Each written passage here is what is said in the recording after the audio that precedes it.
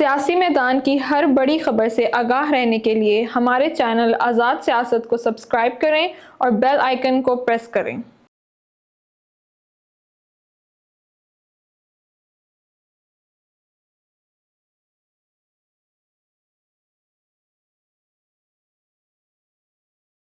बिस्मिल्लाहिर्रहमानिर्रहीम। नाजरीन, आज़ाद digital media की नई सीरीज़ आज़ाद सोच में आप तमाम देखने वालों को वेलकम करेंगे। आज के प्रोग्राम में एक तो हम बात करेंगे कि क्या सुप्रीम कोर्ट के जजेस की जानिब से फेडरल कॉन्स्टिट्यूशनल कोर्ट की तश्कील के लिए, क़याम के लिए राह हमवार करना शुरू कर दी गई है। ये क्या मामला है? इसके अलावा आज बुशरा बीबी साहिबा को रिहा कर दिया गया है। बुशरा बीबी साहिबा की रिहाई के हवाले से डील की बातें भी हो रही हैं, लेकिन हम बात करेंगे कि इस्लामाबाद हाई कोर्ट ने जमानत दी और रियासत की जानिब से बुशरा बीबी साहिबा को रिहा भी कर दिया गया। इस रिहाई के फॉल आउट क्या होंगे? तहरीक इंसाफ में जो मुख्तलिफ ग्रुप्स बने हुए हैं, जो मुख्तलिफ धड़े बंदियाँ हैं, ग्रुप बंदियाँ हैं, क्या उसमें मज़ीद इजाफा होगा? और इमरान खान साहब से मुलाकात का भी आज इस्लामाबाद हाई कोर्ट ने हुक्म दिया है। अदालत की इस अदालती प्रोसीडिंग पर भी हम बात करेंगे। हमारे साथ मौजूद हैं सीनियर सहाफ़ी तैयब बलोच और सीनियर सहाफ़ी मियाँ अकील अफजल साहब। तो प्रोग्राम का आगाज़ करते हैं तैयब बलोच साहब से। तैयब बलोच साहब, ये बताएं कि ये जो जज साहबान की तरफ से जब से 26वीं आइनी तरमीम पास हुई है, पहले तो आइनी तरमीम पे आप बात कर लीजिएगा कि जब ये आइनी तरमीम का प्रपोजल चल रहा था तब बात हो रही थी फेडरल कॉन्स्टिट्यूशनल कोर्ट की, यानी आइनी अदालत के क़याम की। तो कहा गया कि सिर्फ 200 मुकदमात है जी, 200 मुकदमात के लिए आइनी अदालत क्यों बनाई जाए? लेकिन जिस स्पीड के साथ सुप्रीम कोर्ट के जजेस ने मुकदमात को कॉन्स्टिट्यूशनल बेंच की तरफ रेफर करना शुरू कर दिया है, क्या सुप्रीम कोर्ट के जजेस के इन इकदामात से ऐसा नहीं है कि आइनी अदालत के क़याम की जो ज़रूरत है वो महसूस की जा रही है? देखिए, आईनी अदालत के क़याम की ज़रूरत तो बहुत अरसा पहले से थी और महसूस भी की जाती रही और सीओडी में, चार्टर ऑफ डेमोक्रेसी में भी थी। लेकिन ये जो तनकीद की जाती थी कि सिर्फ 200 मुकदमा है या 250 मुकदमा है या 150 मुकदमा है, बेसिकली वो मुकदमात को नहीं देखते थे। वो जो डाटा सुप्रीम कोर्ट की जानिब से जारी किया जाता, वो सिर्फ ये देखते थे कि 184(3) के तहत जो मुकदमात हैं वो 150 या 200 हैं, तो वो उस नहज पे कहते थे। और ज़रूरी नहीं होता कि कोई भी जब मुकदमा होता है तो बाज़-औक़ात उसमें जो है वो एनी मैटर आ जाता है, ठीक है। तो उसकी फिर यानी आप ये कहना चाह रहे हैं, क्योंकि यहाँ से क्लैरिटी नहीं हुई, हमने अपने सुनने वालों को, जब इतना ज़्यादा प्रोपेगेंडा सोशल मीडिया पे चल रहा हो और ये एक बयानिया बनाया गया हो कि 200 मुकदमात के लिए क्यों आइनी अदालत बनाई जाए, तो आप ये कहना चाह रहे हैं कि सिर्फ आइनी मुकदमात से हटकर भी जो सुप्रीम कोर्ट में केसेस होते हैं, चाहे वो क्रिमिनल केस हो, चाहे वो सिविल केस हो, चाहे वो एपलेट फोरम का केस हो, यानी हाई कोर्ट से कोई आई हुई कोई अपील हो, उसमें भी आइन की इंटरप्रिटेशन या कानून की इंटरप्रिटेशन का सवाल उठ सकता है। बिल्कुल, जिन मुकदमात में उठता है, और फिर हमने देखा है सुप्रीम कोर्ट में भी ये रिवायत रही है कि बेसिकली अब ये दियत का मैटर था, दियत का मैटर तयशुद्ध है। इवन कि इस्लामिक शरिया के अंदर भी दियत की रकम तय है कि इतनी इतनी आपने देनी है। तो इस टाइप के जब मैटर आए थे, याद नहीं है उसको फिर ये कहा गया था कि ये जो है वो आइनी मैटर है, तो इसके लिए जो है वो आइन की तशरीह करनी है, तो हमें लार्जर बेंच बनाना पड़ेगा और मखसूस नशिस्तों का मुकदमा जब अपील आई पेशावर हाई कोर्ट के फैसले के खिलाफ, अटॉर्नी जनरल ने कहा कि इसमें आइन की इंटरप्रिटेशन का इशू है, आप इसके ऊपर लार्जर बेंच बनाए। पहले 3 रुकनी बेंच था, वो एक अपील 185 के तहत आई, फिर उस पर लार्जर बेंच बना। तो इसी वजह से बज़ाहिर तो मुकदमात आम नोयत के आते हैं, लेकिन जब उसकी जो है वो समात शुरू होती है तो उसमें बाज़ औक़ात जो है वो कोई ना कोई कॉन्स्टिट्यूशनल मैटर उठाता है। तो वो जो कॉन्स्टिट्यूशनल मैटर आता है, फिर उसकी तशरीह के लिए जो है वो फिर आपको मामला जो है वो लार्जर बेंच बनाना पड़ता था पहले। अब ये होगा कि वो मैटर जो है आपको रेफ़र करना पड़ेगा उसमें जो है अपना कॉन्स्टिट्यूशनल बेंच में। और इसी तरीके से कल जैसे जस्टिस मंसूर अली शाह ने जो है वो मुकदमात भेजे कल, वो एक जो है वो सैक्ड एम्प्लॉई के मैटर थे, ठीक है ना। अब सैक्ड एम्प्लॉई का मैटर था, री इन्फोर्समेंट का मैटर था, तो उसमें फिर क्यों उसको कॉन्स्टिट्यूशनल बेंच में भेजा? उन्होंने कहा कि नहीं जी, इसमें एनी मैटर आ गया है, तो इस वजह से ये भी कॉन्स्टिट्यूशनल बेंच में जाएगा। तो यूं अगर हम देखें तो कॉन्स्टिट्यूशनल बेंच में बहुत सारे मुकदमात जो है आएंगे और इसके साथ साथ असल चीज़ जो है कि जो बाकी कोर्ट्स होंगी, यानी कॉन्स्टिट्यूशन बेंच से हट के जो सुप्रीम कोर्ट होगी या हाई कोर्ट होगी, वो जो है फौरी इंसाफ करने में जो है वो उसके रफ्तार बढ़ जाएगी, मुकदमात का अल्तवा जो है वो कम से कम होगा। और जो आम सैलीन के मुकदमात है, बहुत कम होता है कि आम सैल के मुकदमे में जो है कॉन्स्टिट्यूशन मैटर आए, हाँ कोई पेचीदा नोयत का मैटर है तो उसके लिए जाना पड़ता है। तो इसी वजह से आज जो है ये जो तनकीद की जा रही थी, ये तनकीद मतलब एक तनकीद बर तनकीद आप इसे कह सकते हो कि वही थी, क्योंकि अगर वो डाटा देखते हैं, अच्छा चलो हम अगर उनकी बात मान ही ले लम्हे भर को कि चलो जी 200% 200 मुकदमा है या 300 मुकदमा है, लेकिन ये देखें कि वो सुप्रीम कोर्ट का कितना टाइम कंज्यूम करते थे। और यही इस बात का जवाब था कि आईनी अदालत बननी चाहिए कि 200 मुकदमात ने जो हजारों दीगर मुकदमात हैं उनके फैसलों का रास्ता रोक रखा है। बिल्कुल। मियां की लफ्ज़त साहब की तरफ आऊंगा। मियां साहब ये बताएं कि ये जो जज साहबान की तरफ से मुकदमात भिजवाए जा रहे हैं, कहीं आपको ऐसा तो नहीं लगता कि महज इस वजह से भी भिजवाए जा रहे हों कि जो फेडरल बेंच बनना है, आईनी जो बेंच बनना है या अदालत तो नहीं बेंच ही बनना है, तो इसके ऊपर इतना बर्डन जो है वो डाल दिया जाए कि इसका काम करना मुश्किल हो जाए? नहीं, इमरान नसीम साहब देखें, एक चीज़ फैक्ट है कि हुकूमत ने शायद इस मामले में पूरा काम नहीं किया कि देख लेती कि कॉन्स्टिट्यूशनल मैटर्स कितने हैं। सिर्फ और सिर्फ सुप्रीम कोर्ट की जानिब से जो कॉन्स्टिट्यूशन पटिशन्स की जो तादाद लिखी जाती थी ना, उसको कह दिया गया कि सुप्रीम कोर्ट में बस यही 200 मुकदमात हैं। नहीं, हुकूमत अच्छा, तो आप तो आपने environment के cases- आपने हुकूमत पे डाला है। हुकूमत तो आईनी अदालत ही बनाने जा रही थी। ये तो अपोजिशन की तरफ से प्रपोजल आया कि आप आईनी बेंच बना लें, इतने मुकदमात नहीं, आपको आईनी अदालत बनाने की जरूरत नहीं। नहीं, वो आपकी बात ठीक है, लेकिन अल्टीमेटली जो हुआ हमने तो उसको देखना है ना। अल्टीमेटली तो उसमें जो हुआ, अब बात यह है कि इन्वायरमेंट का केस आता है, उसमें कॉन्स्टिट्यूशनल इशू उठ जाता है। आपको फेयर ट्रायल का इशू आता है और उसमें कॉन्स्टिट्यूशनल इशू उठ जाता है। कोई शख्स कह देता है 25 जो है वो फेयर ट्रायल है सारों का, और कोई शख्स आर्टिकल 19 का मुकदमा ले आता है नीचे से, कोई शख्स इन्वायरमेंट का केस ले आता है, कोई सर्विस मैटर में ले आता है कि जनाब सबको बराबरी के साथ ट्रीट किया जाए। वो सारे इश्यूज में जिसमें थोड़ा सा भी आप कॉन्स्टिट्यूशन का जिक्र कर देंगे, और सुप्रीम कोर्ट में यानी आप ये कह मुकदमात रहे की हैं दो कि ही बुनियादें होती हैं, या कॉन्स्टिट्यूशन की बेस पर केसेस लिटिगेशन होती है या कानून की बेस पर होती है। ठीक है जी, कानूनी मामलात में तो निकल जाएंगे, लेकिन जहां जिस वकील ने थोड़ी सी वो केस को जहां लटकाने पर के भी लिए कह बुनियादी दिया ना, हकूक की बात आ गई, इम्तियाजी सलूक की बात आ गई, राइट टू लाइफ आ गया, उसके साथ साथ फेयर ट्रायल आ गया, तो उसमें कॉन्स्टिट्यूशनल इंटरप्रिटेशन का मामला आ ही सकता है। आ जाएगा। कोई एक वकील जो चाहता है कि जनाब केस को थोड़ा सा लिंगर ऑन भी कर देना, वो कह देंगे जनाब इसमें तो आइन का आर्टिकल फलाम शामिल है, वो कोर्ट कहेगी ठीक है जी हमारी जान छठो, मामला आईनी बेंच में भेज दो। तो इस तरह अगर करेंगे ना, तो मेरे ख्याल से हर 10वां केस वहीं जाएगा फिर कॉन्स्टिट्यूशनल बेंच पे। तो आज आईनी बेंच के हवाले से भी एक मुकदमा रेफर किया गया, और आईनी तरमीम के हवाले से काजी फैसल साहब ने कुछ रिमार्क्स दिए हैं कि इसमें भी एनवायरनमेंट के हवाले से एक बड़ी अच्छी तरमीम की गई है। लेकिन काजी साहब के इस आईनी तरमीम पे दिए गए रिमार्क्स पर उन्हें आज टारगेट किया गया कि देखें, ये तो चीफ जस्टिस काजी फैसल ने आईनी तरमीम की तौसीक कर दी है, 26वीं आईनी तरमीम की, जो कि गैर आईनी है। ये हमारे कुछ साथियों की राय है कि 26वीं आईनी तरमीम गैर आईनी, गैर कानूनी है। क्या एक जज के रिमार्क्स देने से, जो आज जिसका आखिरी दिन था, कोर्ट रूम नंबर 1 में 26वीं आईनी तरमीम की तौसीक हो जाएगी?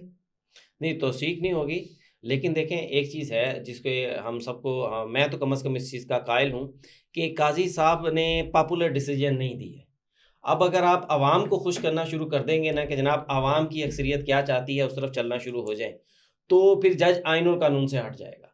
काजी साहब का यही मसला था कि उन्होंने पॉपुलैरिटी को नहीं देखा, उन्होंने कॉन्स्टिट्यूशन को देखा कि कॉन्स्टिट्यूशन क्या कहता है, चाहे वो आर्टिकल 63A का केस हो, चाहे वो इंट्रा पार्टी इलेक्शंस का केस हो। उन्होंने आइन और कानून को टारगेट किया। उनके लिए बड़ा आसान था कि जनाब पॉपुलर डिसीजन देते और पॉपुलैरिटी हासिल कर लेते। आज जस्टिस मंसूर अली शाह का जो ख़त आया है, उसमें भी उन्होंने यही कहा ना कि जनाब आवाम सब कुछ देख रही है। वही आवाम देख रही है अपनी जगह पर, असल चीज़ है कि तारीख क्या कहेगी। तारीख जो है ना, वो आवाम की पॉपुलैरिटी पे फैसला नहीं करेगी। तारीख यही कहेगी कि हिटलर बहुत पॉपुलर था, उसकी गवर्नमेंट थी, लेकिन अल्टीमेटली वो हिटलर था, वो कातिल था लोगों का, उसने कत्ल किए थे। तारीख कभी नहीं कहेगी कत्लेआम किया था लोगों का, बहुत सारों का। तो तारीख पॉपुलैरिटी पे नहीं लिखी जाती, तारीख हकायक पर लिखी जाती है कि हकीकत क्या थी और क्या हुआ था। अच्छा तैयब बलोच साहब, ये अभी इसी बात को मैं आगे लेके चलता हूँ। एक और सवाल मेरे जहन में आया कि काजी फैसल साहब को तो टारगेट कर लिया कि उन्होंने 26वीं आईनी तरमीम पे क्यों कमेंट किया और कहा कि बड़ी अच्छी तरमीम कर दी एनवायरनमेंट के हवाले से। नामजद चीफ जस्टिस याहिया अफरीदी साहब हलफ उठाने के लिए तैयार हैं, और वो एक्ट करना उन्होंने शुरू कर दिया है, जैसे एक चीफ जस्टिस एक्ट करता है हलफ उठाने से पहले ही। और फिर उन्होंने स्टार साहबा को डायरेक्शन भी जारी कर दी है कि आप इन कॉन्स्टिट्यूशनल बेंचेस के हवाले से जो मुकदमात रेफर हो रहे हैं आप इनके अलग से कैटेगरी भी बनाएं, वहां पे कोई बात नहीं होती। फिर तो उन्होंने भी तौसीक कर दी है ना या अफरीदी साहब ने।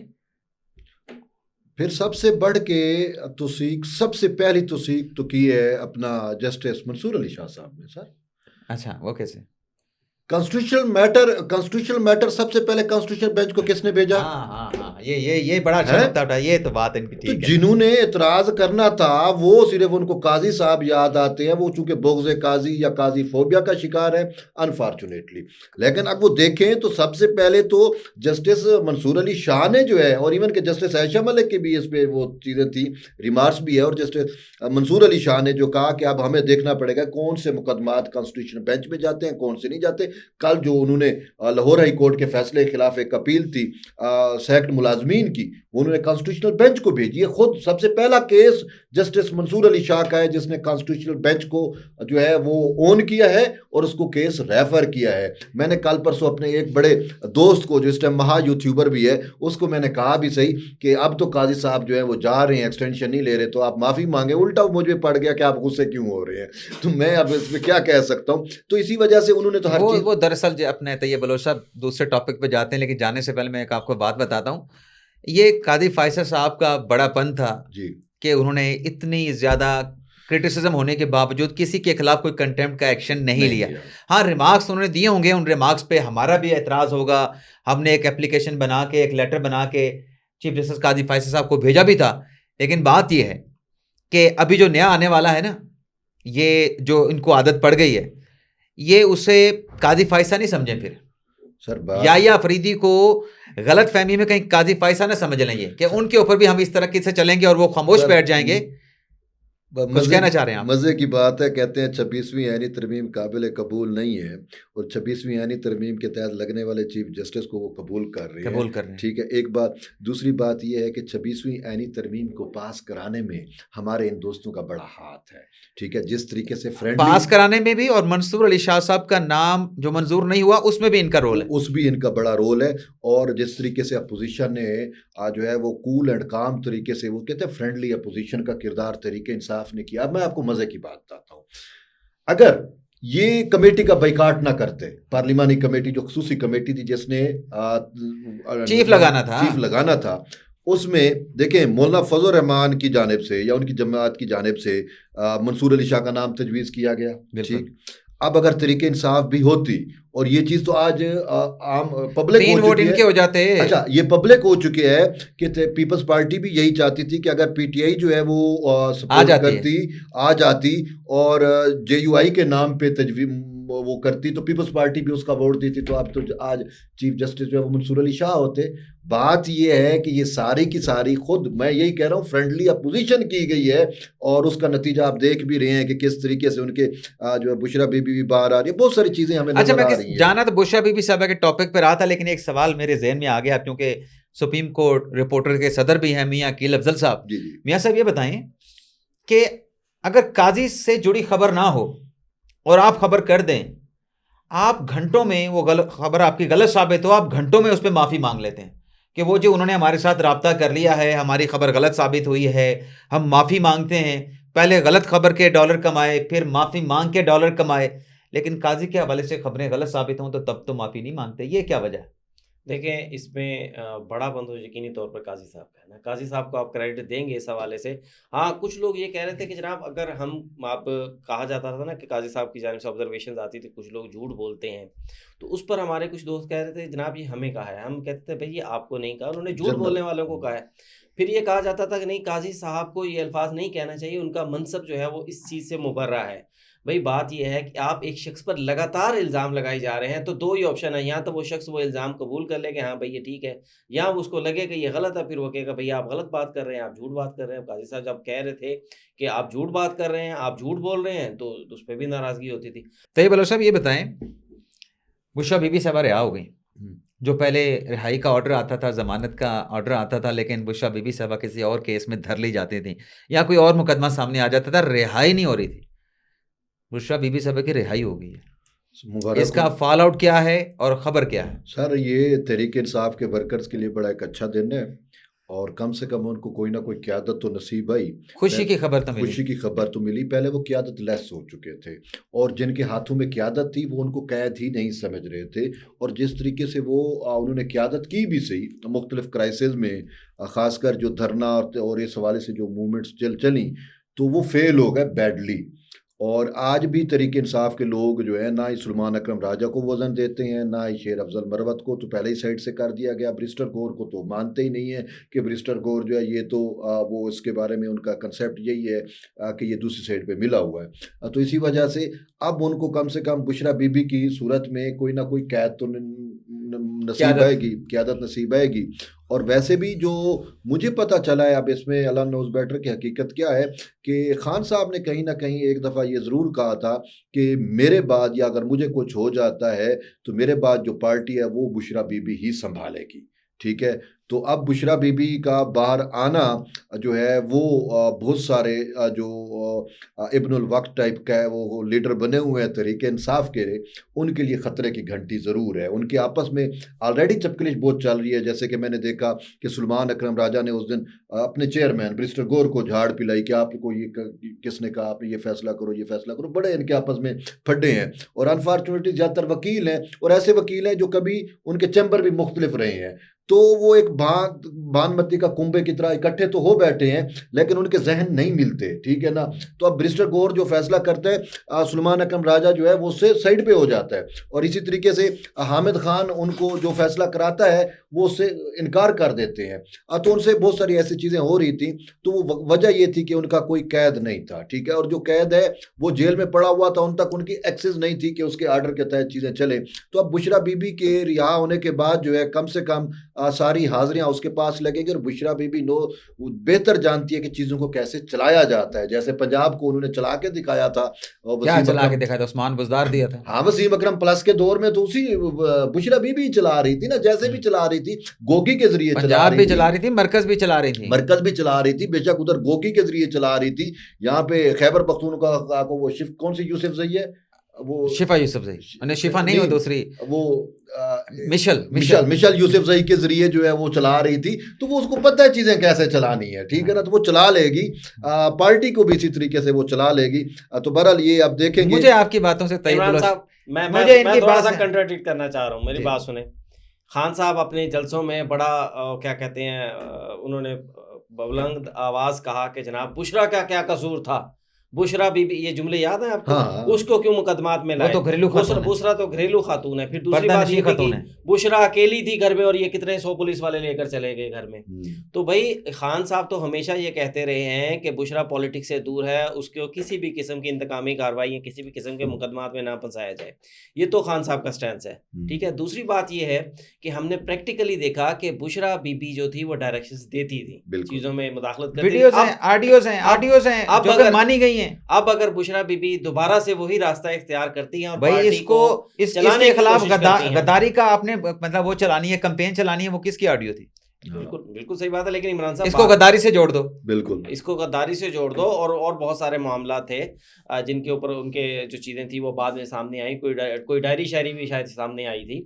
तो इमरान साहब बात यह है कि अगर बुशरा बीबी की आदत संभालती है ना, मेरे नज़दीक तो पाकिस्तान तहरीक इंसाफ मज़ीद मुतनाज़ा फैसले करेगी, क्योंकि बुशरा बीबी के हवाले से भी यही कहा जाता है कि वो भी तहम्मुल मिजाजी वाले फैसले नहीं करती, उनके फैसले भी वो होते हैं जज्बाती फैसले करती हैं और उनके फैसलों की से इंतशार मजीद फैलता है। और खान साहब शायद उनको पसंद भी इसी वजह से इंतशार भी फैलता है। और सुनने में यह है कि पार्टी में इख्तलाफात जो हैं वो ऑलरेडी पहले होते हैं, उनको मजीद वो कहते हैं ना कि हवा मिलना, 3 सेंटर को भी हवा में। मैं आपको एक मजे की बात बताऊं, भैया बलोच साहब, 2 सेंटर्स बन जाएंगे, बात को कंक्लूड करता हूं। एक अडयाला जेल से आएंगी डायरेक्शंस और एक डायरेक्शन आएंगी जनाब बनीगाला से, और एक डायरेक्शन आएगी कोर कमेटी से, एक डायरेक्शन आएगी सियासी कमेटी। अच्छा, पिछले दिनों यहाँ तक मामला चले गए कि बुशरा बीबी और इमरान खान की जो सिस्टर्स हैं अलीमा खान और बाकी, वो एक दूसरे के खिलाफ दस्तों गिरबान रही, उनकी फाइट रही, उनकी ऑडियो भी आई, उनकी सोशल मीडिया टीमें एक दूसरे के खिलाफ जो सबूत है वो जाके लाहौर में FIA को देते रहे। तो यहाँ तक तो मामला चलते रहे हैं। तो अब जब वो कमान उसके हाथ में होगी तो चीज़ें मजीद जो है वो डिवाइड होंगी, तकसीम होंगी। लेकिन उसके लिए डिवाइड होने के लिए ये भी ज़रूरी है कि आज बुशरा बीबी साहबा बाहर आई हैं, तो कल को इमरान खान साहब की जो हमशीरगान हैं, अलीमा खान साहब है, उज़मा खान साहब हैं, वो भी बाहर आएँ, तो तब इख्तलाफात जो हैं वो ज़्यादा उभर के सामने आएंगे। तो नाज़रीन, आपने हमारा पॉडकास्ट देखा, तैयब बलोच साहब को सुना, साथ में मियाँ अकील अफजल साहब को सुना। तो यहाँ पर प्रोग्राम का इख्तिताम करते हैं और आपसे इजाज़त चाहते हैं। अल्लाह ताला हम सब का हामी नासर और दुआ में याद रखिएगा। अल्लाह हाफ़िज़।